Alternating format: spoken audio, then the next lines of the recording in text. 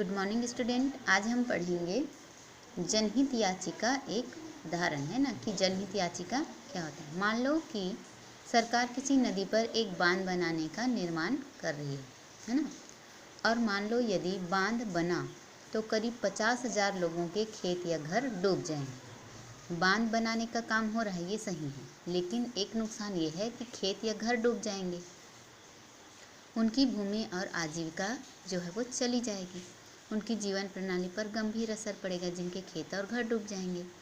यह उन लोगों के जीवन की स्वतंत्रता के मूल अधिकारों का क्या है, अधिकारों का है ना। यह उन लोगों के जीवन की स्वतंत्रता के मूल अधिकारों का, देश के किसी भी भाग में बसने की स्वतंत्रता का और अपनी रुचि का कोई धंधा अपनाने की स्वतंत्रता का उल्लंघन है।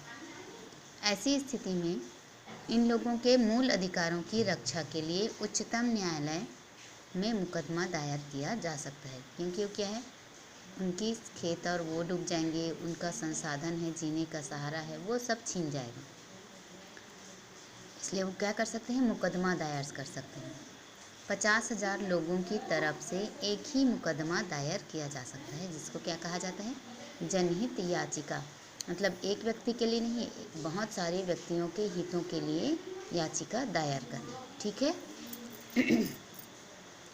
एक सत्र न्यायालय दुकालू नामक एक व्यक्ति के खिलाफ मुकदमा सुन रहे थे। तब उन्हें यह संदेह हुआ कि यह मानसिक बीमारी से पीड़ित है ना। अतः इसे इलाज हेतु मानसिक चिकित्सालय में भेज दिया गया। चिकित्सालय में 6 माह रहने के बाद अधीक्षक ने अदालत को सूचना दी कि इस आदमी की तबीयत ठीक हो गई है, परंतु न्यायाधीश ने उसे मुक्त करने के लिए जरूरी कदम नहीं उठाया, है ना। उसका स्वास्थ्य ठीक होने के बाद, उसको तबीयत ठीक होने के बाद, लेकिन न्यायालय ने क्या किया, उसे मुक्त करने के लिए, मतलब छोड़ने के लिए जरूरी कदम नहीं उठाया। दुकालू को इस मानसिक चिकित्सालय में 6 साल और रहना पड़ा। मानसिक चिकित्सालय मतलब जो मानसिक रोगी होते हैं ना, उनके अस्पताल में रहना पड़ा ठीक होने के बावजूद, है ना। दुकालू के लिए इस एक संस्था ने उच्च न्यायालय में जनहित याचिका दायर की। अदालत में यह सिद्ध हुआ कि दुकालू की शारीरिक स्वतंत्रता का हनन हुआ है, क्योंकि उनको देखो, मानसिक स्थिति ठीक होने के बाद भी मानसिक चिकित्सालय, उनके हॉस्पिटल में रहना पड़ा, है ना। तो क्या है, उनकी स्वतंत्रता का हनन हुआ। उच्चतम न्यायालय ने राज्य सरकार को यह आदेश दिया कि वह उसे उचित मुआवजा दे, जो वो 6 साल उसमें मानसिक हॉस्पिटल में रहा। साथ ही उच्चतम न्यायालय ने यह भी कहा कि ये मुआवजा दुकालू के जीवन के बीते हुए समय को नहीं लौटा सकते जो उसने यातना के बिताए, है ना।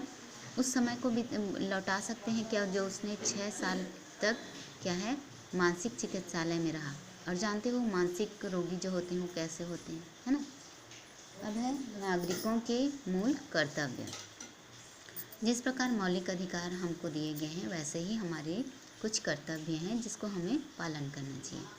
हमारे आसपास रहने वाले लोगों के प्रति हमारी ये जिम्मेदारियां हैं कि अधिकारों को पाने के लिए हमें कुछ कर्तव्य निभाने पड़ते हैं। देखिए, संविधान में मूल कर्तव्यों का उल्लेख किया गया है। 11 मूल कर्तव्य हैं। पहले तो 10 था, लेकिन 11वां और जोड़ा गया। ठीक है, वो खास आप लोगों के लिए। पहला है संविधान का पालन करें, मतलब संविधान में जो नियम कानून है उसका पालन करें और उसके आदर्शों, संस्थाओं, राष्ट्रध्वज और राष्ट्रगान का आदर करें, है ना। इसलिए आप लोग को कहते हैं, जब 15 अगस्त 26 जनवरी में राष्ट्रध्वज रखे रहते हो और उसको ऐसे फेंक देते हो ज़मीन में, है ना, तो वो नहीं करना चाहिए। हमें राष्ट्रध्वज का और राष्ट्रगान का सम्मान करना चाहिए। इसीलिए राष्ट्रगान जब होता है तो उस समय आपको सावधान की स्थिति में खड़े होना चाहिए। स्वतंत्रता के लिए हमारे राष्ट्रीय आंदोलन को प्रेरित करने वाले उच्च आदर्शों को हृदय से संजोए रखें और उनका पालन करें। हमारा देश जो है वो परतंत्र था। हमारे देश को स्वतंत्र दिलाने के लिए कई राष्ट्रीय आंदोलन हुए, है ना। और उससे प्रेरित करने वाले उच्च आदर्श, जो हमको अच्छी बातें हैं, उसको क्या है, हमें संजो कर रखना चाहिए, उसका पालन करना चाहिए।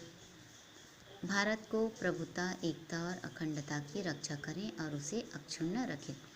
भारत को जो एकता और अखंडता बनाए रखने के लिए जो भी हम कर सकते हैं वो हमको क्या करना चाहिए, उसकी रक्षा करना चाहिए और उसे अक्षुण्ण रखना चाहिए। अक्षुण्ण मतलब बनाए रखना चाहिए। देश की रक्षा करें और आह्वान किए जाने पर राष्ट्र की सेवा करें। आह्वान मतलब जैसे देश में कुछ समस्या हो गई तो जो जवान लोग होते हैं ना, उसको क्या है, सैनिक के रूप में लिया जाता है। तो क्या है, हमको देश की रक्षा करना चाहिए।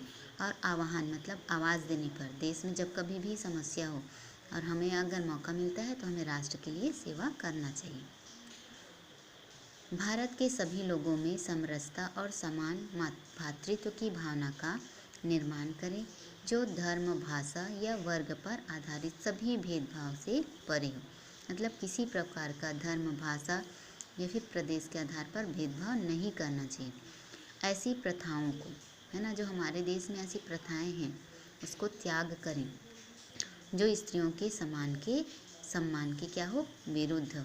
जैसे हमारे यहाँ बाल प्रथा थी, बाल विवाह प्रथा, सती प्रथा, इन सबको त्यागें और महिलाओं का सम्मान करें। आज के समय में महिलाओं के साथ बहुत बुरा व्यवहार हो जाता है ना, आप लोग सुनते होंगे रेडियो, टीवी में।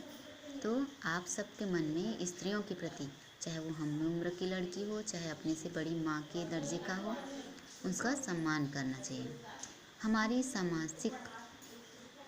सामाजिक संस्कृति की गौरवशाली परंपरा का महत्व समझें और उसका परीक्षण करें, है ना। हमारी जो संस्कृति है, हमारी जो सभ्यता है, उस परंपरा का महत्व बनाए रखना चाहिए।